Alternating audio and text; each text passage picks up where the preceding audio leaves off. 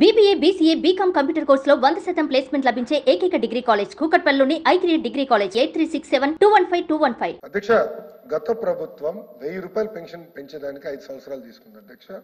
కానీ మన ప్రభుత్వ అధికారంలోకి వచ్చిన వెంటనే 1000 రూపాయలు పెన్షన్ పెంచాం అధ్యక్ష. వృద్ధులకి 1000 రూపాయలు పెన్షన్, వికలాంగులకి 3000 రూపాయలు పెన్షన్ 6000 రూపాయలు చేశాం అధ్యక్ష. ఇంకో పక్కన అధ్యక్ష, ఎవరైతే బెడ్కి పరిమితం అవుతారో వాళ్ళు బయటికి దిగలేరో వాళ్ళకి 15,000 రూపాయలు మన ప్రభుత్వం ఇస్తుంది అధ్యక్ష. ఒక్క పెన్షన్లోనే సుమారుగా 50,000 కోట్ల రూపాయలు ఎన్డీఏ ప్రభుత్వం ఖర్చు పెడుతుంది. అది మాకున్న చిత్తశుద్ధి అధ్యక్ష. అది రెండో హామీ, బాబు సూపర్ 6 లో రెండో హామీ. సభ్యులుంటే వాళ్ళు ఉండాల్సింది లేరు, తెలుసుకునేవారు అధ్యక్ష. అధ్యక్ష, ఇంకో పక్కన గ్యాస్ అధ్యక్ష. నేను చెప్పే అధ్యక్ష, ప్రతి సంవత్సరం ఉచితంగా 3 గ్యాస్ సిలిండర్లు అందజేస్తాను అధ్యక్ష. గ్యాస్ అనేది గ్యాస్ అయిపోయినప్పుడు వెళ్ళి గ్యాస్ ఫిల్ చేసుకోవాలి అధ్యక్ష. Simple logic. ఆంధ్ర రాష్ట్రంలో average consumption of gas is about 3.2, 3.3 cylinders per family అధ్యక్ష. అది మేము పరిగణన తీసుకుని హామీ ఇచ్చాం అధ్యక్ష. ఇప్పుడు గ్యాస్కి మేము హామీ ఇచ్చాం. ఈ రోజుకి కోటి కుటుంబాలు సిలిండర్స్ ఉచితంగా తీసుకున్నారు అధ్యక్ష. కోటి కుటుంబాలు. ఏమైనా టెక్నికల్ లోటుపాట్లు ఉంటే చెప్పండి, ఎందుకంటే నాకు కూడా వచ్చింది. మాకు ఆధార్ అనుసంధానం అవ్వలేదు, దానివల్ల మాకు డబ్బులు పడలేదంటే ఇమీడియట్ కరెక్ట్ చేశాం అధ్యక్ష. ప్రతి వ్యక్తికి, అంటే ఎవరు అర్హులు ఉన్నారో వాళ్ళందరికీ ఉచితంగా గ్యాస్ సిలిండర్లు 3 ఇవ్వాలనేది మా ప్రభుత్వం నిర్ణయం తీసుకున్న అధ్యక్ష. దానికి కట్టుబడిన తప్పనిసరిగా చేస్తాం అధ్యక్ష. ఇంకో పక్కన అన్నా క్యాంటీన్ అధ్యక్ష. బొత్స గారు వెళ్ళిపోయారు అధ్యక్ష. ఆయన మున్సిపల్ అడ్మినిస్ట్రేషన్ శాఖ మంత్రిగా చేశారు. ఆయన ఇక్కడ కూర్చున్నారు, నేను అట్టు కూర్చున్నా. ఆనాడు ఏం చెప్పారు ఆయన మూసేసినప్పుడు? అక్టోబర్ నవంబర్ కల్లా ఓపెన్ చేస్తాం, నథింగ్ టు వరీ అని చెప్పారు. నాకు హామీ ఇచ్చారు అధ్యక్ష. అటు రికార్డ్ తీయండి అధ్యక్ష. అక్టోబర్ నవంబర్ కల్లా మేము ఓపెన్ చేస్తాం. 5 సంవత్సరాలు పట్టించుకోలేదు. అన్నం పెట్టి అన్న క్యాంటీన్ మూసేశారు అధ్యక్ష. కానీ మన ప్రభుత్వ అధికారంలోకి వచ్చిన వెంటనే 204 అన్న క్యాంటీన్ తిరిగి మళ్ళీ ప్రారంభించారు అధ్యక్ష. అధ్యక్ష, మళ్ళీ కౌన్సిల్ సాక్షిగా నేను చెప్తున్నా అధ్యక్ష, తల్లికి వందనం, అన్నదాత సుఖీ భవ ఏప్రిల్ మే మాసంలో మేము అమలు చేస్తున్నాం.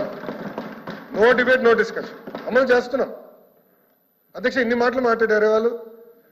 గత ప్రభుత్వం ఎన్ని సంవత్సరాలు తీసుకున్న అధ్యక్ష హామీలు అమలు చేసినాక? ఇప్పుడు కంపట్లేదు.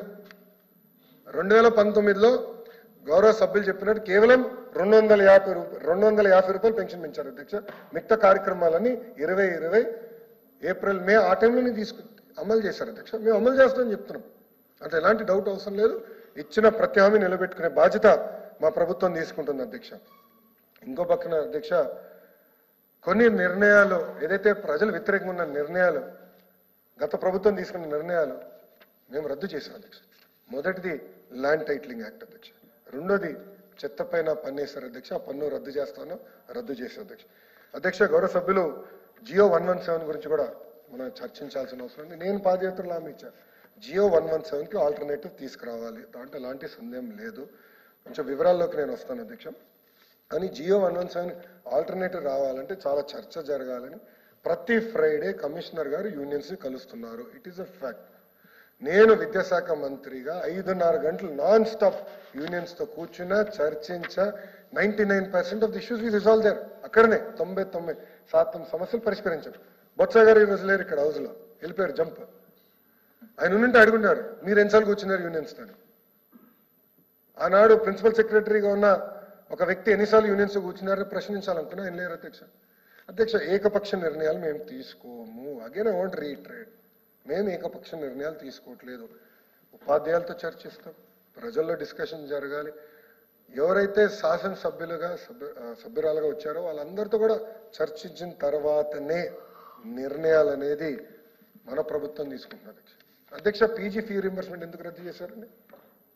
గత ప్రభుత్వం పీజీ ఫీ రీయింబర్స్మెంట్ రద్దు చేసింది. ప్రభుత్వ జూనియర్ కళాశాలలో ఏకంగా మిడ్ డే మీల్స్ కూడా వాళ్ళు క్యాన్సిల్ చేశారు అధ్యక్ష. తిరిగి అది మేము ప్రారంభించాం అధ్యక్ష. అధ్యక్ష, పెద్ద పెద్ద మాటలు చెప్తారు అధ్యక్ష. టోఫెల్, ఐబీ, సిబిఎస్ఈ ఎగ్జామ్స్, ఇవన్నీ పెద్ద పెద్ద మాటలు చెప్తారు అధ్యక్ష. ఇక్కడ I want to clarify that today అధ్యక్ష. మీరందరూ నమ్మరండి, ఐబీకి ఎలాంటి డీటెయిల్స్ లేకుండా 15 కోట్ల ప్రాజెక్ట్ అప్పగిచ్చారు. 15 crores ఖర్చు పెట్టారు. ఆ రిపోర్ట్ చదివా. అది ఎక్కడో స్కూల్ పెట్టడం కాదు, ఎడ్యుకేషనల్ రిఫార్మ్స్ పైన ఫీడ్బ్యాక్ ఇచ్చేదానికి 15 కోట్ల రూపాయలు ఖర్చు పెట్టారు అధ్యక్ష. బొత్స గారు ఉంటే ఈరోజు ప్రశ్నించాడు. మళ్ళీ ఒక షార్ట్ డిస్కషన్ పెట్టండి అధ్యక్ష. విద్యాశాఖ పైన మనం అందరం చర్చించాలి అధ్యక్ష. ఎందుకంటే భవిష్యత్తు తయారు చేసేది విద్యాశాఖ అధ్యక్ష. అందుకే నేను కోర్ తీసుకున్నాను అధ్యక్ష. టోఫెల్ అట్ అయిపోయింది అధ్యక్ష. సిబిఎస్ఈ గురించి మాట్లాడుతున్నారు. నేనేం చెప్పాను? సిబిఎస్ఈ ఎగ్జామ్స్ అనేది మేము పోస్ట్పోన్ చేస్తున్నాం. మేము సిబిఎస్ఈ మోడల్ ఆఫ్ ఎగ్జామ్స్ ఇప్పుడు వెళ్ళదలుచుకోలేదు. 3 సంవత్సరాలు పడుతుంది. ఎందుకు నేను చెప్తాను. నేను కూడా సిబిఎస్ఈ ప్రోడక్ట్ని అధ్యక్ష. కానీ సిబిఎస్ఈ ఎగ్జామ్స్ చాలా టఫ్. నేను భారతీయ విద్యా భవన్లో చదువుకున్నాను. మాకు అక్కడ యూనిట్ టెస్టులు ఉండేది, సెమీఫైనల్స్, ప్రీ ఫైనల్స్, మాక్ ఫైనల్స్ అన్ని పెట్టుకుని మేము వెళ్ళేవాళ్ళం అధ్యక్ష. గత ప్రభుత్వం ఏమీ చేయలేదు. ఉపాధ్యాయులకి బేసిక్ ట్రైనింగ్ ఇవ్వలేదు. మోడల్ ఎగ్జామినేషన్ మోడల్ మార్చలేదు అధ్యక్ష. దానివల్ల మేము ఎగ్జామ్స్ నిర్వహిస్తే, మార్క్ టెస్ట్ నిర్వహిస్తే 90% మంది పిల్లలు ఫెయిల్ అయ్యారు అధ్యక్ష. నాకు ఎక్కడ భయం కలిగింది అధ్యక్ష, ప్రత్యేకంగా ఆడపిల్లలు ఫెయిల్ అవుతే సోషల్ ఇష్యూస్ వస్తాయి. చిన్న వయసులో పెళ్లి చేస్తారని భయపడ్డాను అధ్యక్ష. ఇప్పుడు విద్యాశాఖలో కొన్ని నిర్ణయాలు, సంస్కరణలు తీసుకొచ్చినప్పుడు బాగా ఆచితూచి ఆలోచించి చర్చించి తీసుకోవాలి. నేను గతంలో పంచాయతీరాజ్ గ్రామీణాభివృద్ధి శాఖ మంత్రిగా పనిచేశాను అధ్యక్ష. ఇక్కడ చాలా మంది సభ్యులు ఆనాడు ఎమ్మెల్యేగా ఉన్నారు, వాళ్ళు తెలుసు అధ్యక్ష. రోడ్ వేస్తాం వెరీ ఈజీ. నిర్ణయం తీసుకుంటే రోడ్ వేయాలి, డన్. ఉపాధి హామీ కింద నిధులు ఇవ్వాలి, డన్. చాలా ఈజీగా నిర్ణయాలు తీసుకునేవాడిని. ఎందుకంటే అక్కడ it's a public good, capital investment. కానీ ఇది సోషల్ ఇన్వెస్ట్మెంట్. ఇప్పుడు ఇంగ్లీష్ మీడియం గురించి వాళ్ళు పెద్ద మాటలు మాట్లాడారు. ఇంగ్లీష్ మీడియం గురించి ఎందుకు ప్రస్తావించలేదు మీ పుస్తకంలో? అరే ప్రభుత్వం కట్టుబడి ఉంది. అసలు ఇంగ్లీష్ మీడియం ప్రభుత్వ పాఠశాలలు తీసుకొచ్చింది ఎవరు? తెలుగుదేశం పార్టీ అధ్యక్ష. ఆనాడు మున్సిపల్ స్కూల్స్కి నారాయణ గారి నాయకత్వంలో ఇంగ్లీష్ మీడియం మేము తీసుకొచ్చాం, సక్సెస్ఫుల్గా అమలు చేశాం అధ్యక్ష. దానికి కట్టుబడి ఉన్నాం అధ్యక్ష. కానీ ఈరోజు అధ్యక్ష నేను స్కూల్కి వెళ్తే పిల్లలతో నేను చర్చిస్తున్నాను, నేను మాట్లాడుతున్నాను. పాప ఉపాధ్యాయులు చాలా ఇబ్బంది పడుతున్నారు ఇంగ్లీష్లో నేర్పించడానికి, చాలా ఇబ్బంది పడుతున్నారు. It's a fact. సుమన్ టీవీలో మీ పర్సనల్ అండ్ బిజినెస్ ప్రమోషన్స్ కోసం కింది నెంబర్కి కాంటాక్ట్ చేయండి.